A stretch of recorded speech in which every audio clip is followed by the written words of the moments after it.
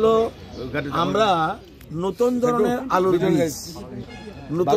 আলুর বীজ আমরা দেওয়ার আমাদের এই নাগেছড়া রিসার্চ সেন্টার থেকে আমরা আলুর বীজ নতুন ধরনের বিশেষ করে এআরসি মানে এআরসি পদ্ধতিতে আমরা একটা টিম পাঠিয়েছিলাম ভিয়েতনাম। সেখান থেকে ওনারা গিয়ে দেখে ওই সিস্টেমটাই আমরা এখানে চালু করতে যাচ্ছি। এবার আমরা 4 ধরনের আমরা আলুর বীজ এখানে লাগিয়েছি।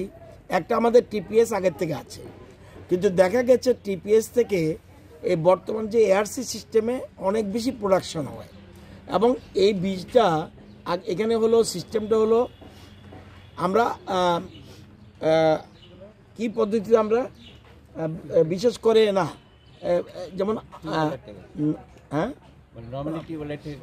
না সাধারণত আমরা যে না সূর্য রশ্মি একটা যখন আমরা বীজ করি তখন অন্তত কমপক্ষে 10-12 ঘন্টা লাগে সূর্য, কিন্তু আমরা এখানে কৃত্রিম পদ্ধতিতে করি, কিন্তু এটা কৃষকের পক্ষে সুবিধা না এবং এটা ব্যয় সাপেক্ষ। সেই জন্য আমরা করছি কি, আমরা এখন যে পদ্ধতিতে করছি এটা আমরা 8টা ডিস্ট্রিক্টে কৃষকদের দিয়ে দিচ্ছি। তারা এটা দিয়ে একদিকে আমরা বীজও দিয়েছি, চারাও দিয়েছি, এরা আবার লাগাবে। এবার লাগিয়ে আগামী দিনে তারা নিজেরা বীজ সৃষ্টি করে রাখবে।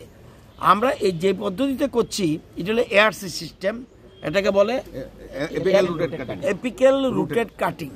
অর্থাৎ যে চারাটা লাগাবে এর থেকে যে ফুল হবে, ফুল থেকে ফল হবে। এটা sir TPS apical rooted cutting হচ্ছে টিস্যু কালচার চারা থেকে গুড়ি আলু থেকে বড় আলু, গুড়ি আলু দিচ্ছে। তো এটা আমরা 8টা ডিস্ট্রিক্টে দিচ্ছি।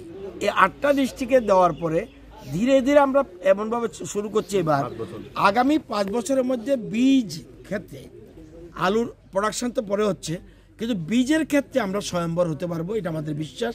এবং এটা খুব ভালো এবং অল্প পরিমাণ জায়গাতে প্রোডাকশন ডাবল হচ্ছে টিপিএস এর তুলনায়। সেই জন্য আমরা আজকে এটা যে সশরীরে দেখতে আসলাম। আমাদের সেক্রেটারি সাহেব এসছে, ডাইরেক্টর হটি আছে, ডাইরেক্টর এগ্রি আছে, সবাই মিলে দেখলাম আসল প্র্যাকটিক্যালটা এবং দেখে ভীষণ টেস্টি। আমি নিজে খেয়েছি, এত ভালো যেটা চিন্তা করা যায়। বীজের ক্ষেত্রে যেন আমরা আগামী 5 বছর স্বয়ম্বর হতে পারি, এই জন্য এখানে দেখা। সাথে সাথে আমাদের ডুকলি ব্লকের বিভিন্ন গ্রামের লোকরা এসছে, তারা আদা করতে চায়।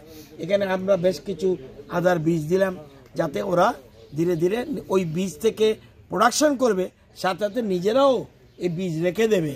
যেমন আগে আমরা মনে আছে আমি ছোটো থাকতে আমরা ধান করতাম, কিন্তু বীজের জন্য আলাদা কিছু